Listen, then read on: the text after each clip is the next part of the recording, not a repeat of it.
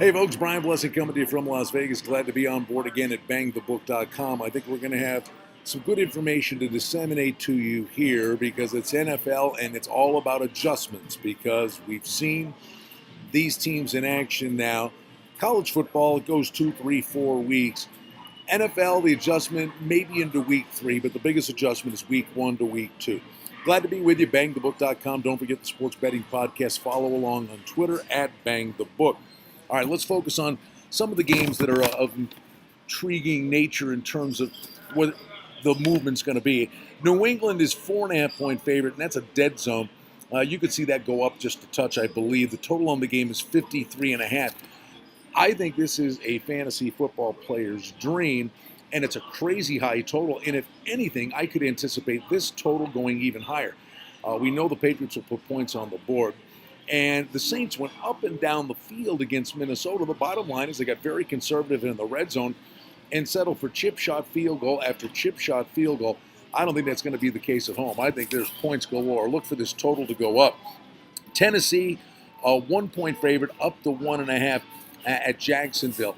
And it's always tough when you're talking about tragedies like Harvey and Irma, but then to bring it into sports, which is what we're here to talk about. The reality is Jacksonville, Marrone had a really good game plan. I think Houston was impacted by everything they'd gone through. Jacksonville looked great, but now Jacksonville's going home, and Jacksonville's dealing with the after effects of Hurricane Irma, and you wonder if there's maybe a tad bit of an overreaction here. Tennessee got beat by a good Raiders team, had their moments, but interesting. I could see this number maybe coming back Tennessee's way a little bit. Let's go to Buffalo and Carolina, where Carolina opened 8. It's down to 7.5. I think there'll be opportunities during the week where this number's at 7, but probably still comes back and goes through 7 to 7.5 again. The matchup here, the little chess match, is going to be Sean McDermott, the Bills' new head coach, former defensive coordinator for the Panthers.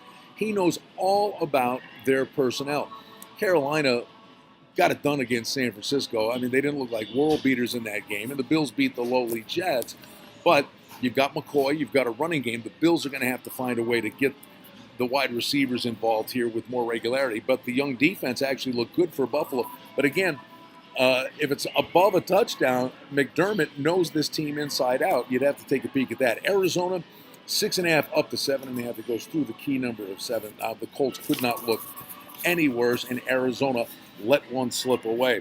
Philly and Kansas City a 4-point favorite, up to 4.5. Here's the thing. You got Andy Reid going against the Eagles. Eagles look good against the Redskins, but we saw Andy Reid with extra time to prepare for the Patriots, what he did. We know how good he is coming off a bye. Well, their opener was on a Thursday, so he's had extra time to prepare for the Eagles in this spot. That number could conceivably get to 5.5, maybe an outside shot at 6, but it's in that dead zone, 4.5, 5. It could dance anywhere.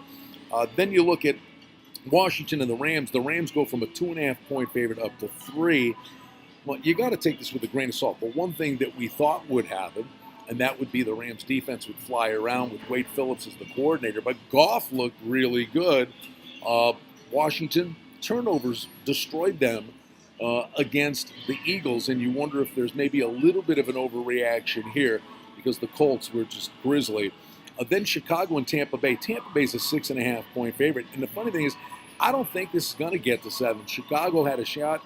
Really, you can make the case should have beat Atlanta, and now all of a sudden they've got this new weapon in Tariq Cohen to go along with Howard. They do lose Kevin White to injury, but the Bears look pretty solid in their first game. And then finally, we'll talk about the Miami game with the Chargers. Chargers 4-point favorite, totals 44.5. Phillip Rivers brings them back on Monday night against the Broncos. And the second kick, first one was good, but a timeout was called by Vance Joseph. Second kick was blocked. It wasn't the kicker's fault. It was penetration in the line. But Rivers certainly has no quit in him.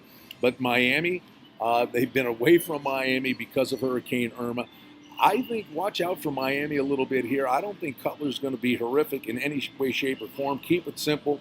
Use Ajayi. Use your weapons with Landry and Parker. But that number's sitting at 4. I think you may see a little Dolphins love here, and that's a number that could creep back down towards 3.